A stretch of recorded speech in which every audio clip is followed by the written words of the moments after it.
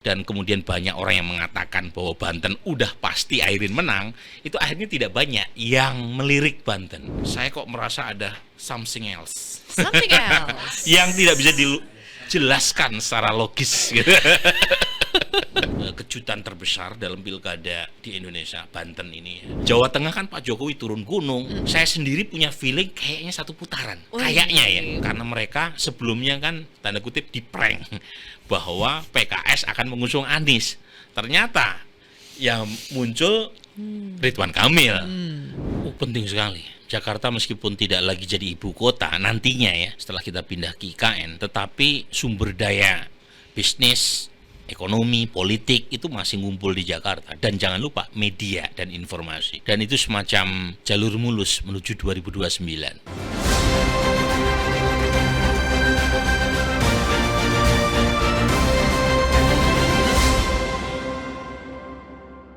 Halo teman-teman, ketemu lagi di podcast Si Paling Kontroversi. Kali ini kita akan membahas seputar serba-serbi Pilkada Serentak 2024. Dan sudah ada bersama saya di sini Mas Burhanuddin Muhtadi, Prof. Burhanuddin Muhtadi, tapi biasanya panggil Mas Burhan ya, Direktur Eksekutif Indikator Politik Indonesia. Apa kabar Mas Burhan? Baik Sylvia, apa Lelah kabar? gak? Lelah sekali. Apa satu kata untuk menggambarkan Pilkada Serentak 2024? Adem ayem. Adem ayem? Iya. Masa? Betul. Betul ya, karena Jadi, partisipasi pemilihnya rendah apa Mas? Pertama memang tingkat polarisasi menurun tajam. Kemudian yang kedua tingkat kompetisi antar calon itu menurun karena banyak kartel politik sehingga jumlah kontestan pemilu kada menurun. Di beberapa tempat cuma ada 2, bahkan ada beberapa diantaranya yang kotak kosong. Iya. Jadi efek koalisi di tingkat nasional itu punya dampak menular merembes ke bawah sehingga banyak partai-partai yang malas untuk mengusung kader sendiri. Akibatnya terjadi penurunan rata-rata jumlah peserta pemilu kada. Itu terjadi di semua tempat, wilayah ya. Meskipun kita belum punya angka pastinya, tapi misalnya kita ambil contoh KPU Jakarta sudah bilang dari pantauan mereka itu partisipasi pemilih menurun. Jauh lah ya kalau dibandingkan dengan 2017 dan juga Pilpres 2024. Betul. Nanti kita akan bahas nih Mas, evaluasi soal apakah harusnya penyelenggaraan Pilpres dan Pilkada Serentak ini dipisahkan tahunnya. Tapi sebelum itu Mas Burhan, sebagai surveyor, pemilik pollster yang sudah bertahun-tahun melakukan survei dan melihat bagaimana pelaksanaan pemilu, pilkada dan sebagainya, apa kejutan paling besar di Pilkada Serentak 2024? Secara umum bisa diprediksi di banyak tempat, kecuali 2 kasus ya. Pertama adalah Banten, Airin kalah. Kemudian yang kedua adalah kemenangan Maijen Julius di Sulawesi Utara. Dan lagi-lagi mengalahkan 2 big name. Pertama adalah Eli Lasut, yang kedua adalah Stephen Kandau. Itu di luar dari imajinasi para pollster. Di luar nalar. Betul. Jadi saya sendiri tidak cukup bisa memahami dan bisa menjelaskan secara keilmuan. Karena terjadi bolak-balik gitu ya. Bukan hanya menurut survei pra-pilkada, tetapi exit poll yang diselenggarakan oleh beberapa kolega saya di 2 provinsi ini itu meleset. Padahal kalau pakai exit poll itu parameternya lebih fix ketimbang survei sebelum pemilu. Karena exit poll itu kan menanyakan responden yang baru saja mencoblos. Iya. Nah, tentu saja tidak se-fix hitung cepat, tetapi setidaknya exit poll meleset itu agak jarang karena dilakukan di saat pemilih setelah mereka mencoblos. Nah, itu meleset di 2 tempat itu. Meleset ya, dan belum bisa dijelaskan secara keilmuan. Belum bisa. Dan dugaan saya mungkin politisi punya jawaban yang lebih memuaskan ketimbang saya atau media. Saya sudah tulis di Twitter saya. Pakai analisa politik deh, bisa gak Mas Burhan? Apa itu yang bisa menjelaskan? Mungkin terlalu spekulatif kalau pakai analisa politik ya. Dan saya tidak punya bukti yang kuat. Tetapi secara keilmuan, secara saintifik sulit untuk menjelaskan perubahan antara exit poll dengan hitung cepat, karena biasanya itu linear antara hasil exit poll dengan hitung cepat. Yang berbeda adalah dalam exit poll itu ada tidak tahu, tidak jawab tanda kurung rahasia. Kan tidak semua responden mau mengungkapkan siapa yang barusan dicoblos di bilik suara. Tetapi biasanya proporsinya sama dengan hasil quick count. Kalau quick count kan rekapitulasi suara ya, jadi sudah tidak ada lagi opini, tidak ada lagi sikap. Di situ adalah suara. Tetapi di banyak tempat exit poll linear dengan quick count di Sulut dan Banten tidak. Nah ini yang membuat saya sendiri angkat tangan untuk bisa menjelaskan. Beberapa teman media saya punya jawaban, tapi lagi-lagi tidak cukup meyakinkan ketika dibawa ke atas meja ya. Karena bukti itu kan harus bisa diverifikasi. Tetapi baunya kencang berkaitan dengan isu-isu yang tentu perlu diuji ya. Kalau misalnya bau apa nih Mas Burhan? Ya kalau misalnya tidak bisa dijelaskan secara saintifik, berarti kan harus ada penjelasan lain. Dan itu melibatkan hal-hal yang sudah disuarakan, misalnya kubu Airin mengungkap adanya praktek kecurangan, kubu Airin mengungkap adanya isu ya berkaitan dengan kriminalisasi ya. Kemudian di Sulawesi Utara ada anak seorang calon yang sampai menangis di IG. Itu kan pasti mereka punya informasi yang lebih valid ya, karena mengalami langsung atau setidaknya mendengar dari saksi yang mengalami secara langsung. Nah kalau saya kan hanya mendengar katanya ya, jadi saya tidak bisa mengungkapkan secara detail. Tetapi mereka saya kira punya informasi yang lebih meyakinkan, dan karenanya saya berharap apapun yang berkaitan dengan kecurangan, bukan hanya di 2 tempat, semua tempat itu diuji konstitusionalitasnya ke MK, sehingga MK bisa menguji bukti-bukti tadi, dan kalau misalnya ada kecurangan apalagi sistematik, terstruktur, kenapa tidak MK mengambil putusan yang sesuai dengan bukti yang dibawa di atas meja persidangan gitu. Selain faktor dugaan kecurangan atau kriminalisasi ya Mas Burhan, ada tidak yang bisa menjelaskan mungkin lebih ilmiah lah ya, kalau dari survei terakhir misalnya indikator kan melakukan survei terakhir di Banten itu bulan September ya? September akhir. Itu masih 70-an% ya Mas? 75%. Untuk Airin dan Ade. Betul. Berarti selang 2 bulan saja angkanya Airin itu di sejumlah hasil hitung cepat di 42-43. Apa yang bisa menjelaskan hilangnya 30% itu, Mas Burhan? Sebenarnya Zil, selain faktor dugaan kecurangan atau kriminalisasi. Oke, Zil, sebenarnya selain punya saya ada 2 lembaga. Satu adalah Lingkaran Survei Indonesia, yang kedua Carta Politika, yang mengatakan bahkan seminggu sebelum pemilu kada itu masih di atas 60%. Ya.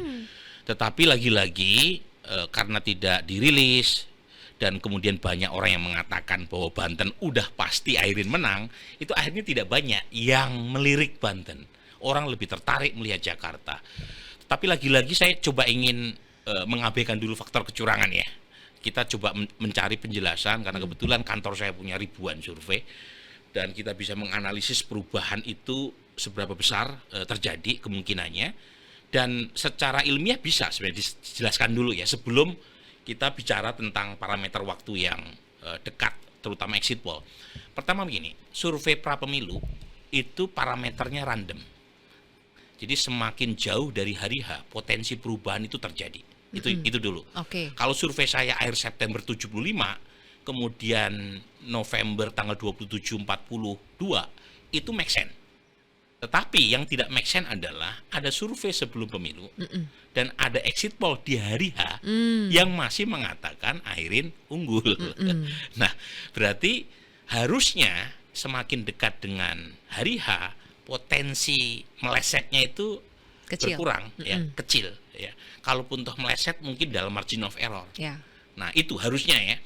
Karena kalau misalnya exit poll memang tidak se-fix hitung cepat, karena exit poll masih menyisakan mereka yang tidak mau jawab. Tetapi jangan lupa exit poll dilakukan di hari H, di mana proses pembelian sampelnya itu dilakukan secara acak pakai random waktu. Dan kemudian kalau hitung cepat itu parameternya fix karena sudah hasil suara kan. Cuma membayangkan exit poll dengan quick count bertolak belakang itu suatu hal yang kita perlu uji kan. Dan menurut saya kalau dibawa ke MK harusnya mereka yang melakukan exit poll diminta sebagai saksi. untuk menunjukkan kenapa terjadi perubahan. Apakah exit poll-nya yang salah? Ataukah memang ada faktor lain yang membuat ya Andra Soni unggul? Itu yang kita perlu uji. Kan kita tidak bisa langsung mengatakan exit poll-nya jangan-jangan salah. Ya, kita tidak bisa mengatakan pasti benar kan? Yeah. Tetapi kalau ada lembaga lebih dari satu melakukan exit poll, temuannya kurang lebih mirip, seharusnya sama kan hasilnya antara exit poll dengan hitung cepat. Iya. Kenapa saya masih penasaran, ada tidak faktor lain yang mungkin lebih bisa secara logis menjelaskan apakah misalnya dalam waktu 2 bulan terakhir dari survei, patokannya survei Mas Burhan lah ya, yang September ini, ternyata Andra Soni Dimyati itu melakukan terobosan-terobosan. Kali itu betul, kali itu yang luar biasa begitu. Kan turun trennya. Tren Airin turun, memang turun. Bahkan jangan lupa, survei saya bulan Agustus, Andra Soni itu memulai dari 11%. Iya. 11%, kemudian naik dia. Naik ya, jadi sekitar 18% ya, di bulan September. Jadi dalam sebulan naik. Kemudian saya dapat info dari kolega yang melakukan survei sebelum pemilu kada, naik sampai 30-an persen. 30 versus 60 sekian persen untuk Airin ya, 30-nya untuk Andra Soni. Tapi masih jauh tuh Mas gapnya. Masih jauh. Nah makanya itu yang jadi semacam gosip ya di belakang. Mengapa itu terjadi ya? Nah salah satu penjelasannya, Zil, ini saya coba merasionalisasi soal apakah itu empirik atau tidak, wallahu a'lam ya. Salah satu penyebab mengapa terjadi perbedaan antara hasil survei pra pemilu dengan hari H, quick count, itu adalah ketimpangan partisipasi. Jadi selain variabel penetrasi sosialisasi, misalnya Andra Soni lebih, dan itu memang betul ya, dia belakangan jauh lebih gencar gitu ya. Kemudian didukung oleh partai Kim Plus yang besar, kecuali Golkar yang bersama PD Perjuangan mengusung Airin. Tapi ada yang namanya ketimpangan partisipasi. Dalam survei pra pemilu itu enumerator yang mendatangi pemilih. Sementara dalam hari H itu pemilih yang mendatangi TPS. Jadi di situ dibutuhkan militansi pemilih. Nah, kalau misalnya pendukung Airin itu kurang militan untuk menggunakan hak pilihnya, entah karena apapun variabelnya, kan ada namanya abstention voting ya. Jadi abstention buying, itu orang dikasih uang supaya nggak nyoblos. Ada juga begitu kan di tempat lain. Jadi kalau misalnya tidak bisa mengubah pilihan, minimal lawan pendukungnya nggak datang. Saya tidak tahu apakah ada faktor itu atau tidak di Banten. Tetapi intinya bisa saja pemilih Airin tidak menggunakan hak pilihnya, atau mesin politik Airin itu dideaktivasi, entah karena variabel apa gitu ya. Intinya tiba-tiba sebelum pemilu mereka mematikan mesin. Ya, itu bisa saja sehingga basis pemilih Airin tidak datang ke TPS. Dalam konteks survei pra pemilu itu kita yang mendatangi pemilih, tetapi kalau potensi pendukung Airin tidak diwujudkan, tidak diterjemahkan dalam bentuk kehadiran di TPS, itu nggak ada nilainya itu. Ya, karena yang dihitung adalah jumlah suara sah, bukan potensi suara sah gitu. Nah ini salah satu penjelasan, dan itu terjadi di beberapa kali pilkada di Jawa Barat. Pendukung PKS jauh lebih militan, sementara pendukung calon yang tidak didukung PKS kurang militan. Dalam survei, misalnya kasus Agung Gumelar, pendukungnya banyak, tetapi tidak diwujudkan dalam bentuk kehadiran di TPS, nggak ada nilainya itu secara elektoral. Bisa saja seperti itu, tetapi lagi-lagi saya kok merasa ada something else yang tidak bisa dijelaskan secara logis gitu. Something else, misteri ya. Oke. Butuh investigasi dari Metro Butuh TV. investigasi. Nah, Mas Burhan, biasanya kan kalau memang ada kecurangan yang rasanya harus dilawan gitu, dari kandidat yang dirugikan itu akan koar-koar dengan sendirinya. Umumnya begitu. Normalnya begitu. Nah, yang terjadi di Banten kan kita melihat adem ayem juga Bu Airin dan Pak Ade-nya. Kita belum mendengarkan suatu statement yang keras yang menentang atau setidaknya bilang bahwa kami akan fight terus mengawal suara, kalau ditemukan kecurangan kami akan ke MK, misalnya begitu. Kita belum mendengar sama sekali statement seperti itu. Apakah ini juga something else? Saya kira iya ya. Normalnya orang kalau dirugikan dia akan melawan, kecuali kalau dia tidak berdaya. Kecuali ya. Ya. Nah, kecuali dia tidak berdaya atau kecuali dia pasrah menerima takdir Tuhan. Nah, itu yang saya terus terang saya tidak tahu, kebetulan juga tidak dekat dengan Ibu Airin ya. Mungkin pollster atau konsultan Ibu Airin yang bisa lebih menjelaskan ya. Saya hanya pada taraf menduga. Tapi lagi-lagi ini kejutan terbesar dalam pilkada di Indonesia, Banten ini ya. Karena terus terang tidak banyak terjadi anomali survei. Iya. Di antara yang tidak banyak itu ada di Banten. Saya tidak yakin metode survei yang dipakai oleh kawan-kawan saya salah. Karena semuanya menemukan hasil yang sama. Berarti ada kejadian lain yang tidak bisa dijelaskan secara saintifik. Dan saya percaya itu, cuma saya tidak bisa menjelaskan apa itu gitu. Mungkin agak diplomatis saya ini. Ada apa Mas Burhan? Apakah ada something else juga yang mengekang Mas Burhan? Tidak berdaya jadi. Tidak berdaya, atau sudah pasrah Mas Burhan? Oke, semalam itu dalam kontroversi spesial Indonesia Memilih di TV ya Mas Burhan, dari Pak Andra Soni mengatakan salah satu faktor kemenangannya adalah kekuatan endorsement, ketokohan dari Ketua Umum Partai Gerindra, Pak Prabowo Subianto. Apakah betul sebegitu pengaruhnya endorsement dari Pak Prabowo untuk wilayah Banten? Karena kan endorsement itu tidak hanya didapatkan di wilayah Banten saja. Betul. Tapi kita juga melihat terjadi di Jakarta, di Jawa Tengah. Tapi yang sampai efeknya mengejutkan itu mengubah survei. Hasil survei. Kalau mengubah bahasa yang tepat mengubah hasil survei. Kalau mengubah hasil pemilu kita nggak tahu ya. Mengubah hasil survei itu ya hanya Pak Andra Soni. Apakah sebegitu kuat faktor endorsement Pak Prabowo? Iya, endorsement Pak Prabowo kan di ujung masa kampanye ya. Iya. Bahkan sudah memasuki Minggu Tenang meskipun videonya dibuat pada masa kampanye. Nah, tetapi dalam konteks Banten Pak Prabowo menang berkali-kali di provinsi. Ini basis Pak Prabowo. Bahkan di 2019 ketika Pak Prabowo melawan incumbent Presiden Jokowi, suaranya lebih meningkat di Banten. Jadi secara elektoral memang memungkinkan, logis ya, efeknya punya dampak. Tetapi karena dilakukan di ujung, itu kita perlu uji berapa banyak yang tahu bahwa Pak Prabowo mendukung Andra Soni. Karena berarti sosialisasinya kan di ujung ya. Jadi efek endorsement itu bisa diuji melalui beberapa hal. Satu, berapa banyak warga yang tahu bahwa Pak Prabowo mendukung Andra Soni. Ya, itu kalau misalnya lewat video dan di ujung masa kampanye jelang Minggu Tenang, berarti kan untuk mensosialisasikan endorsement itu punya constraint kan. Nah, itu satu. Yang kedua, berapa besar itu effort yang dilakukan oleh Pak Prabowo untuk mendukung Andra Soni. Nah, ini juga yang membedakan mengapa dalam kasus Jawa Tengah Pak Jokowi berhasil mendorong calon yang dia dukung, sementara di Jakarta tidak berhasil. Itu karena beda, yang satu kampanye. Di Jawa Tengah kan Pak Jokowi turun gunung, ke Banyumas, Blora, Grobogan, Tegal, Solo, Semarang. Di Jakarta dia menyampaikan dukungan kepada Ridwan Kamil hanya di depan relawan. Jadi nggak apple to apple. Dan itu yang menjelaskan mengapa efek Pak Jokowi di Jawa Tengah lebih matters ketimbang di Jakarta. Dan yang ketiga, itu tergantung profil pemilihnya.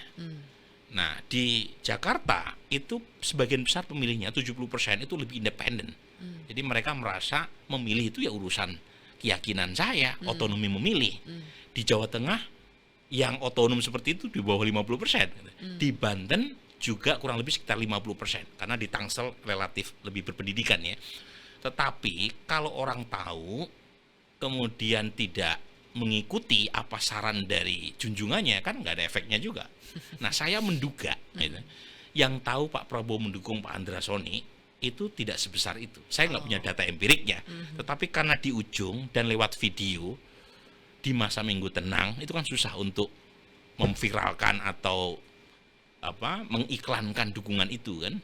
Jadi dugaan saya nggak cukup banyak. Nah, kalau misalnya nggak cukup banyak yang tahu, bagaimana punya efek? Jadi, tetapi lagi-lagi silahkan saja kalau misalnya Bung Andra Soni ya menganggap bahwa faktor dukungan Pak Prabowo matters. Secara logis betul, tetapi saya kok tidak yakin ya itu diketahui oleh masyarakat Banten seluas itu dalam waktu 3 hari jelang pemilu kada. Ya, ya. Yang seru lainnya, Mas Burhan, tentu saja adalah berbicara soal Jakarta. Ini masih inkonklusif kalau saya dengar kata Mas Burhan ya soal Jakarta ini, apakah 1 atau 2 putaran. Ya, masing-masing sudah mengklaim, kubunya Pram Rano itu yakin 1 putaran. Dengan adanya katanya sudah menghitung dari C1 yang real count di-upload. KPU yang diupload, kemudian mereka hitung sendiri totalnya 50,07%. Ya. Tapi kalau dari Ridwan Kamil sudah hitung sendiri juga katanya. Ya. 40, berapa persen itu.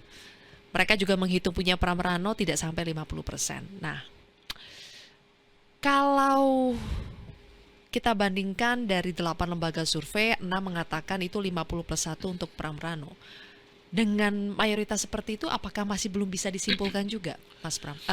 Iya. Jadi begini, Zilvia, dalam membaca hasil survei, hasil exit poll, hasil quick count, itu tidak membaca dalam konteks precise, exact estimate, nggak seperti itu. Karena kita pakai sampling, quick count pun pakai sampling. Ketika pakai sampling itu ada yang disebut dengan istilah sampling error, yaitu kesalahan atau galat yang bisa ditoleransi secara akademik. Karena kita pakai sampling, yang kita datangi sebagai sampel itu anggota populasi. Dan karenanya membaca hitung cepat itu dalam bentuk kisaran, range, ya, bukan precise estimate.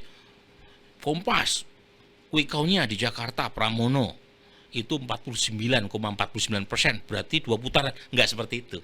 Kompas, Indikator, SMRC, LSI itu punya margin of error di masing-masing quick count-nya. Dan karenanya membacanya harus dalam kisaran. Nah, misalnya ya quick count-nya Lembaga Survei Indonesia. Kenapa saya ambil LSI? Karena sampelnya paling gede, yaitu 1000 TPS.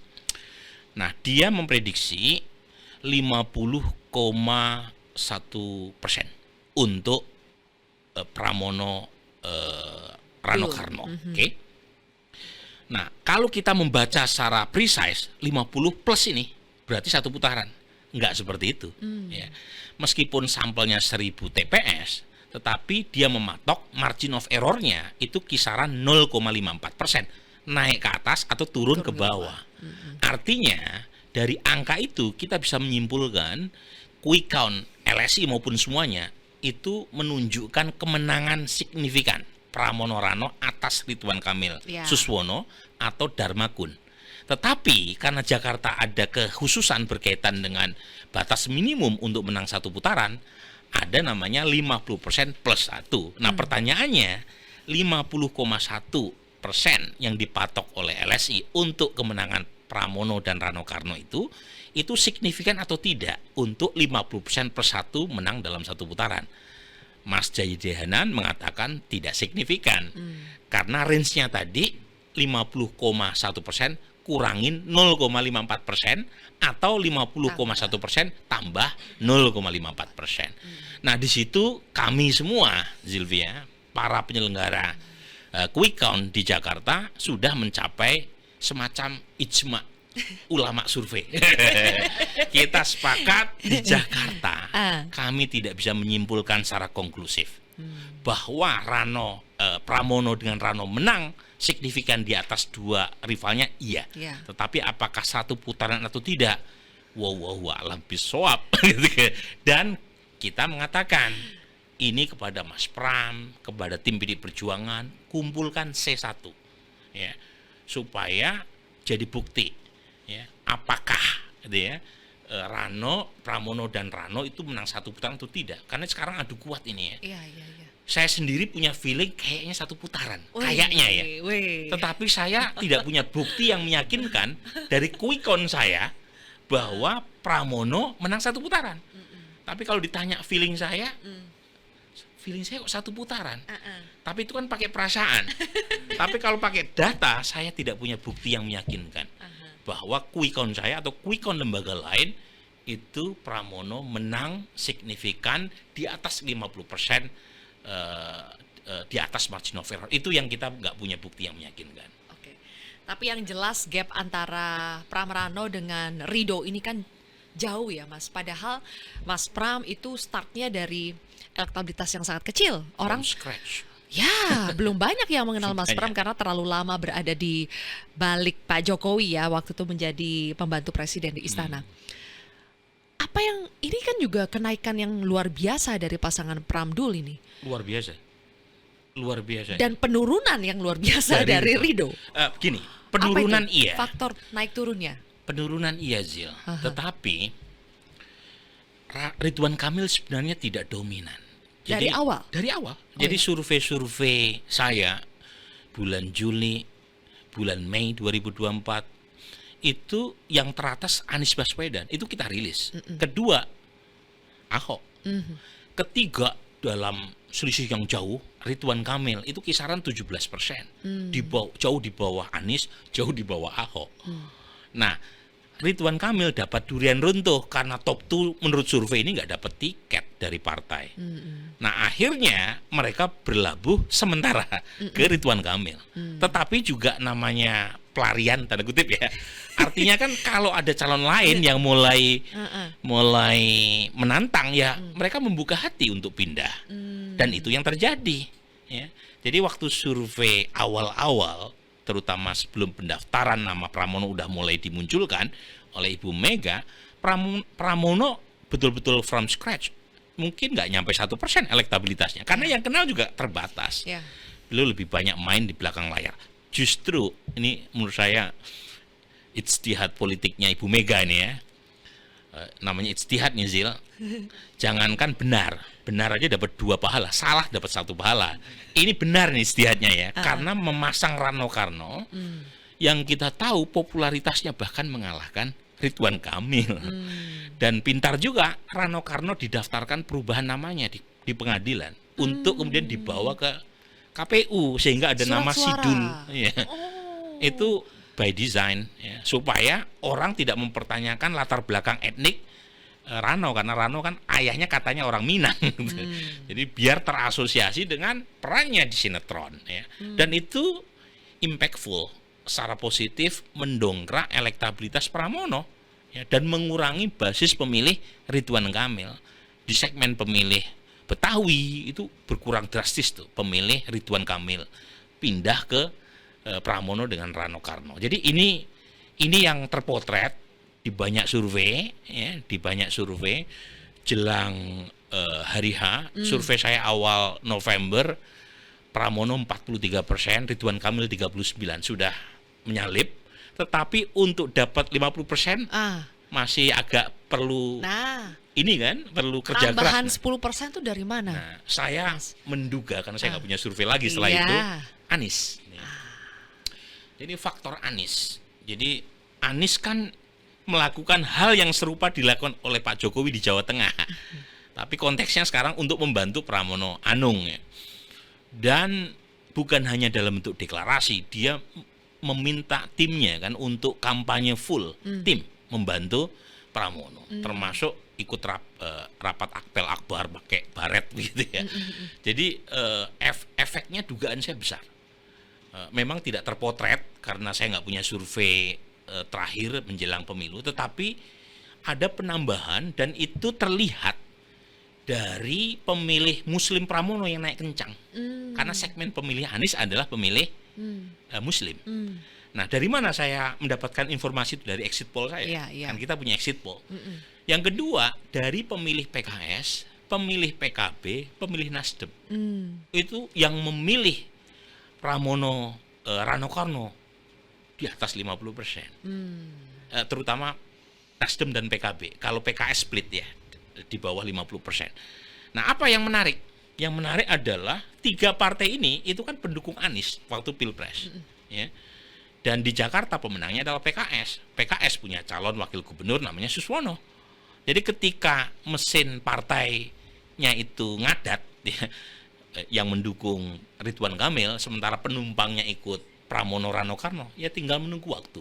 Dan itu menurut saya nggak bisa dipisahkan dari faktor Anies. Meskipun ini agak ramai di di media sosial. Saya kan ngomong, saya nih Zel, saya itu orang yang lihat data aja. Saya nggak mau pakai perasaan, saya nggak mau baper, gitu ya.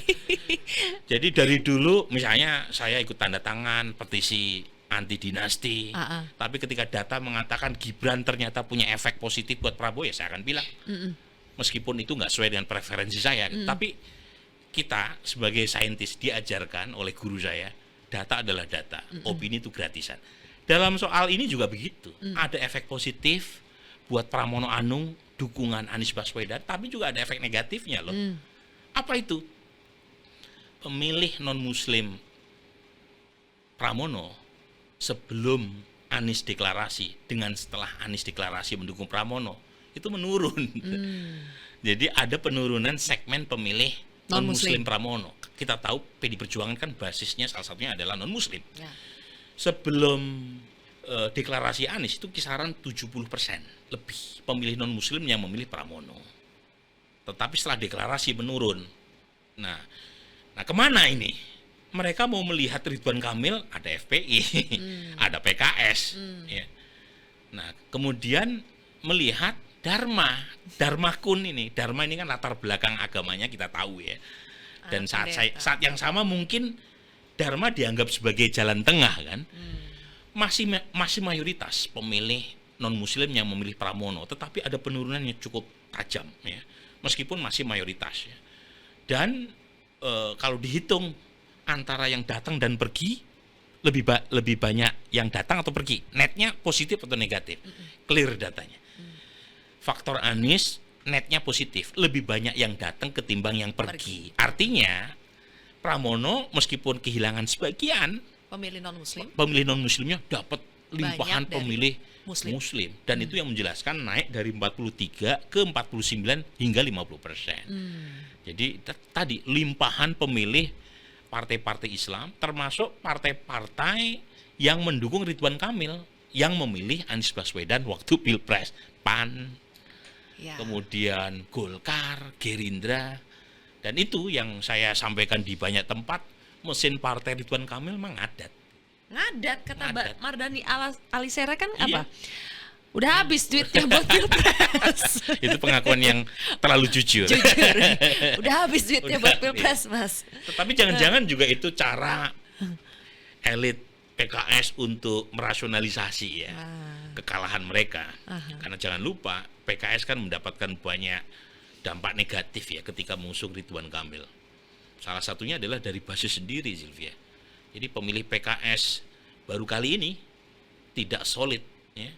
Baru kali ini. Jadi kita tahu Jakarta yang menang PKS, tetapi 40% pemilih PKS bocor ke Pramono Anung. Padahal mereka mengenal, ini kebetulan saya kan pernah riset PKS ya, namanya taat kepada Qiyadah. Taat kepada putusan partai yang direpresentasikan oleh Majelis Syuro. Idin Wok. Bukan hanya di Jakarta, di Jawa Barat, di Depok PKS menang, calonnya kalah. 20 tahun mereka menguasai Depok, runtuh. Bekasi yang menang calon dari PD Perjuangan. Yang Depok kenapa tuh, Mas? Kekalahan PKS. Nah, memang ada sentimen negatif. Mungkin kita punya survei beberapa kali, termasuk juga quick count di sana. Pertama ada sentimen pengen perubahan ya di kalangan warga Depok. Karena 2 dekade di bawah PKS, mereka merasa tidak ada perubahan signifikan, terutama terkait dengan layanan publik dan seterusnya. Tetapi ada yang menarik, lagi-lagi kaitannya sama Anies. Survei pra pemilu saya, tanggal 4 sampai 9 November, itu Sufyan Suri, calon rivalnya PKS yang diusung oleh Gerindra dan kawan-kawan, itu udah mengungguli Imam Budi, calon dari PKS yang merupakan wakil wali kota sekarang. Selisihnya udah lumayan jauh, sekitar 3-4%. Masih ada sisa 4% yang belum menentukan pilihan. Nah, apa kaitannya dengan Anies? Pemilih Anies di Depok itu 41%. Besar. Memang kalah tipis dibanding dengan pemilih Pak Prabowo, persis kayak Jakarta. Tetapi sepertiga pemilih Anies memilih Sufyan Suri. Dan sepertiga itu pemilih PKS juga gitu. Jadi sepertinya ada semacam protes vote dari basis pemilih Anies terhadap keputusan PKS mengusung Ridwan Kamil di Jakarta. karena mereka sebelumnya kan tanda kutip diprank bahwa PKS akan mengusung Anies. Ternyata yang muncul Ridwan Kamil. Dan kemudian muncul tuh. Dan itu terjadi bukan hanya di Depok, di Jawa Barat pemilih PKS juga bocor.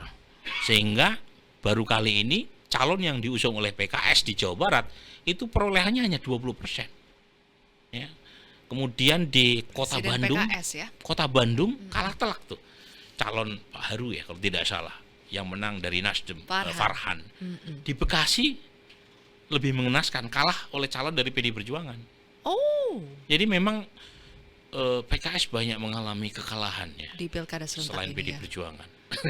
PD Perjuangan paling tidak dapat Jakarta ya, meskipun belum konklusif satu atau dua putaran. Itu dia Mas Burhan. Pilkada kali ini tuh diwarnai dengan yang namanya persaingan antara Kim Plus melawan PD Perjuangan. PD Perjuangan versus all. Ya, memang yang kita lihat bahwa kemenangan PD Perjuangan yang konklusif sepertinya di Bali. Ya. Kemudian saya baca ada di daerah Bengkulu, Jambi, atau mungkin juga bisa Jakarta. Tapi kan jadi persentasenya kecil sekali kalau dibandingkan dengan kemenangan partai-partai yang lain, terutama yang ada di Kim Plus. Tapi dengan katakanlah dengan satu kemenangan Jakarta, Jawa Tengah udah lepas ya. Udah signifikan bedanya. Betul. Lepas. Tapi kalau dengan satu kemenangan saja di Jakarta, apakah itu efek matters gitu buat PD Perjuangan yang kita tahu perlawanannya dengan Kim Plus dan simbol Jakarta, meskipun nanti katanya tidak jadi ibu kota lagi, tetap penting, sebegitu penting kemenangan di Jakarta. Penting sekali.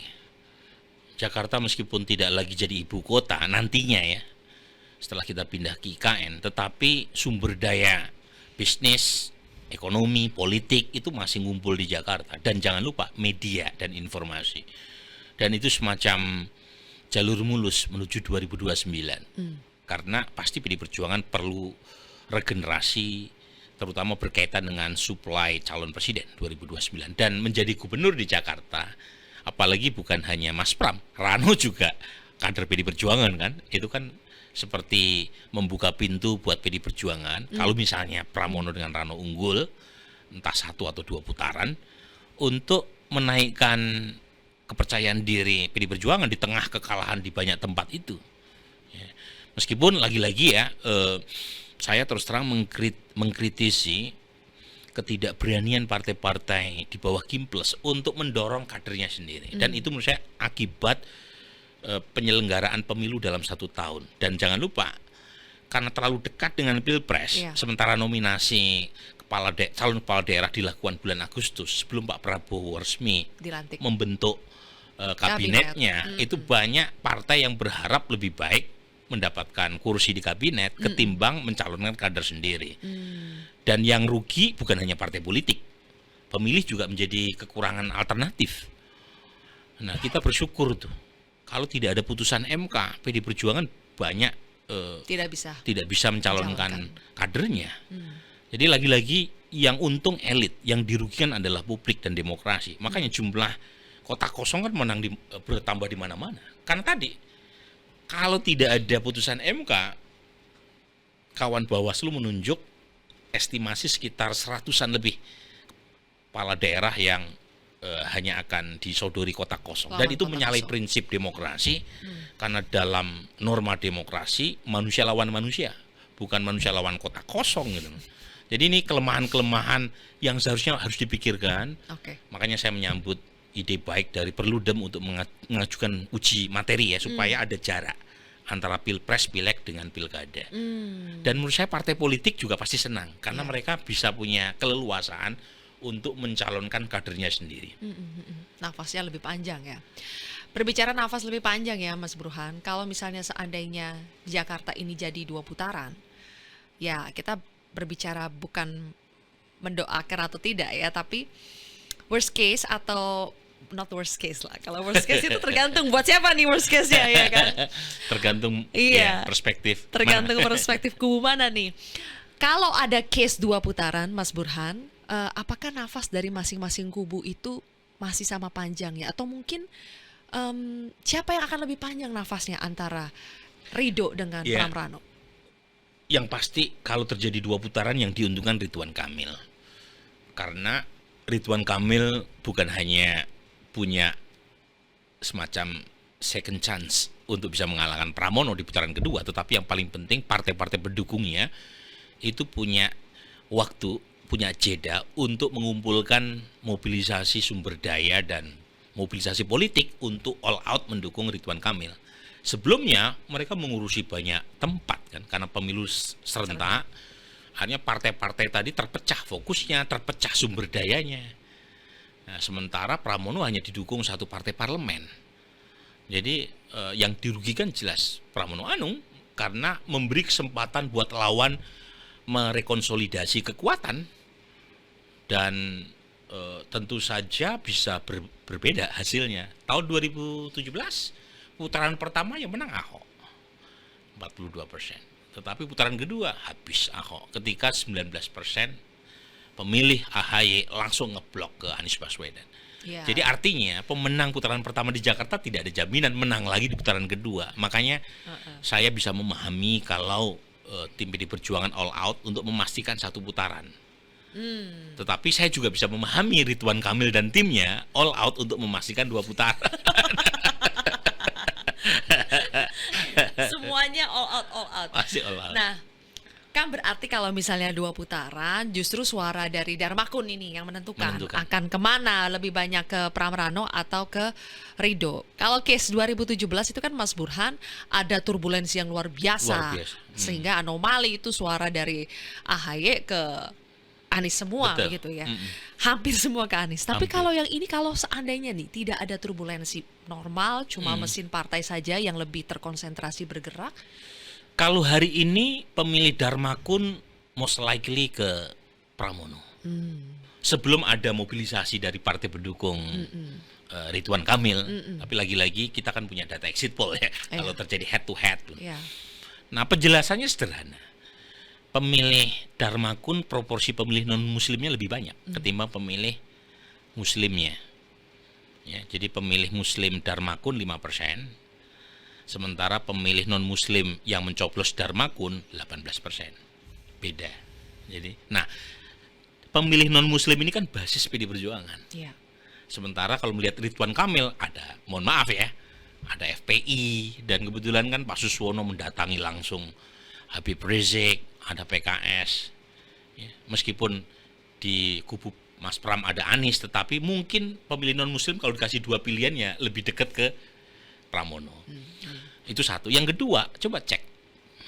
Mungkin Zilvia pernah jadi moderator debat kan di Jakarta. Terlihat kan bahwa narasi yang dipakai Darmakun itu kan anti status quo. Meskipun dia mantan pejabat, tetapi kan narasinya itu anti status quo dan anti status quo itu lebih dekat ke Pramono karena Pramono diusung oleh PD Perjuangan, satu-satunya partai yang secara informal, secara formal ya ada di luar.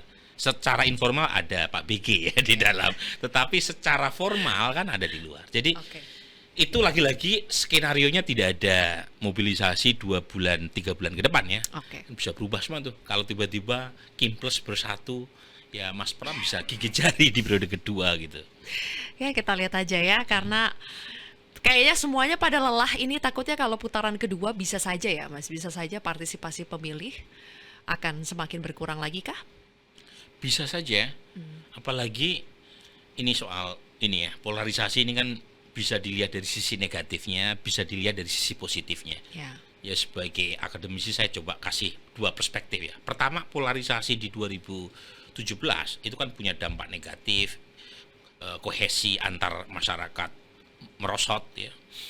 Kadang-kadang orang ribut dalam satu keluarga berkaitan dengan pilihan karena penggunaan politik identitas. Tetapi ada sisi positifnya, meningkatkan partisipasi. Orang datang dengan semangat 45 kan ke TPS. Makanya partisipasinya tinggi. Ingin membuktikan kepada keluarganya bahwa pilihannya yang menang. Ya mohon maaf misalnya 2017 saya datang. Tapi kali ini saya nggak menggunakan hak pilihnya. Wah, ada apa Mas Burhan? Ya, pertama faktor pekerjaan memang. Oh, ada alasan nih. 3 hari saya ngurus pindahnya susah. KTP mana memangnya? KTP Lebak Bulus. Hah? Mau KTP pindah ke ikut mana? mertua saya. Mau pindah ke? Kan saya bikin data center dekat kantor saya kan. Nah itu nggak bisa. Oh, Akhirnya ya maksudnya sudah pindah ini ya, pindah TPS nyoblos ya, gitu pindah ya. TPS. Jadi akhirnya, tetapi dulu ya, waktu 2017 saya kan juga menyelenggarakan quick count. Saya bela-belain pulang duluan. Urus surat pindah, surat Kalau pindah sekarang deh. tidak seantusias itu gitu ya. Makanya bener kali ya Mas yang election fatigue itu. Ya apalagi Capek tadi ya kita. 2017 kan tidak ada pemilu sebelum pilkada di Jakarta kan. Sekarang kan capek sekali. Jangankan pemilih ya, saya aja capek ya mengamati. Yang mengamati aja capek, apalagi yang melakukan. Oke, sedikit terakhir nih Mas Burhan. Ada dispute juga kan kalau yang di Jawa Tengah ini dispute survei ya. Mas Burhan, survei indikator dengan SMRC soal hasil survei pasangan Andika Hendy dengan Lutfi Yassin. Waktu itu, wah, kita sempat berpikir bahwa ada kemungkinan Andika Hendy ini mengungguli Lutfi Yassin, padahal Lutfi Yassin itu startnya udah tinggi gitu kan. Apa yang terjadi sampai pada akhirnya ternyata jauh, tidak dekat itu gapnya, tapi jauh ternyata hasil hitung cepatnya. Iya, pertama begini, terkait dengan hasil survei SMRC dan indikator di awal November, itu betul bahwa Andika di SMRC 50% lebih, sementara di survei saya cuma 43%. Tetapi kalau kita lihat dengan komprehensif, itu pada dasarnya kedua lembaga sama-sama tidak bisa menebak siapa yang unggul. Jadi di survei saya Lutfi 47% lebih, kemudian Andika 43%. Selisihnya itu dalam margin of error. Demikian juga dengan surveinya SMRC. Andika menurut surveinya SMRC saat itu 50% lebih, tapi Lutfi 47%. Margin of error memungkinkan kebalik ya. Yang berbeda adalah tidak tahu tidak jawab. Di dalam survei SMRC sedikit sekali yang tidak tahu tidak jawab, 2,6%. Di survei saya 10%. Nah, mungkin SMRC punya alasan menurunnya TTTJ itu lebih bias ke Andika, tapi saya nggak bisa mengolah, tidak tahu tidak jawab kemana kan. Nah, tetapi survei setelah Jokowi turun gunung terjadi perubahan drastis. Jadi survei saya setelah tanggal 16 itu Pak Jokowi Pak Lutfi sudah 51%, Pak Andika 42%. TTTJ yang awalnya besar di awal November itu bergerak di belakang Lutfi. Nah itu, jadi saya harus mengatakan mungkin ini tidak populer di Twitter karena Twitter anti Jokowinya banyak. Tetapi betapapun Pak Jokowi masih punya tuah di Jawa Tengah. Dan bisa dibilang tidak bahwa efek Pak Jokowi itu sudah lebih besar memang dari efek PD Perjuangan di kandang Banteng. Pagi kan saya menulis ya waktu exit poll, waktu hari H itu saya menulis pakai kisi-kisi karena dilarang KPU kan menunjukkan hasil exit poll. Saya mengatakan pertarungan antara man versus machine di pusatnya Jawa sekali lagi dimenangkan oleh man. Man di sini tuh merujuk pada personality dan ketokohan Jokowi. Machine merujuk pada mesin partai PD Perjuangan. Sebelumnya tidak pernah ada cerita gubernur di Jawa Tengah menang dari calon yang diusung oleh partai selain PD Perjuangan. Sebelumnya, mulai dari Pak Bibit, Ganjar Pranowo, kemudian bahkan Pilpres 2004 putaran pertama, Pak SBY menang di mana-mana, di Jawa Tengah yang menang Pak Ibu Mega. Tetapi cerita sukses itu dipatahkan oleh Jokowi 2024 di Jawa Tengah kan, yaitu kemenangan Prabowo Gibran mengalahkan Ganjar di pusatnya, di kandangnya Banteng. Nah, artinya PD Perjuangan harus melakukan evaluasi kan, karena suara PD Perjuangan di Jawa Tengah meskipun pemenang itu turun. Dan jangan lupa suaranya cuma 27%, artinya 73% pemilih Jawa Tengah memilih partai lain. Dan seharusnya PD Perjuangan menjodohkan Andika sebagai cawagupnya itu bukan Mas Hendy, tetapi dari figur santri. Karena ini Andika sama Hendy sama-sama nasionalis. Dia perlu pangsa pasar baru kan, yaitu pemilih dari kalangan Nahdien. Karena Jawa Tengah bukan hanya kandang Banteng, ini kandang Nahdien. Dan itu dimanfaatkan dengan pintar oleh Pak Lutfi dengan memilih Gus Yassin. Nah itu kira-kira ya, harus jadi evaluasi. man dan machine lagi-lagi bukan hanya Jawa Tengah, Zilvia. Untuk kasus di Jakarta, man-nya adalah Anies dan Pramono dan Rano Karno. Machine-nya adalah Partai Kimplas yang mendukung Ridwan Kamil yang ngadat itu.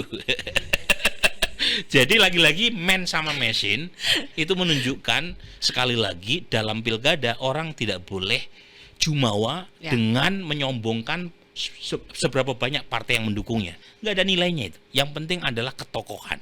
Karena yang dipilih adalah orang, yang dilihat adalah personality, dan kalau misalnya mesin partainya kuat, tetapi calon yang diusung tidak sesuai dengan kehendak rakyat, lewat itu. Saya udah belak-belakan kalau soal ini ya. Lewat. Tapi kalau soal Banten saya nggak bisa belak-belakan.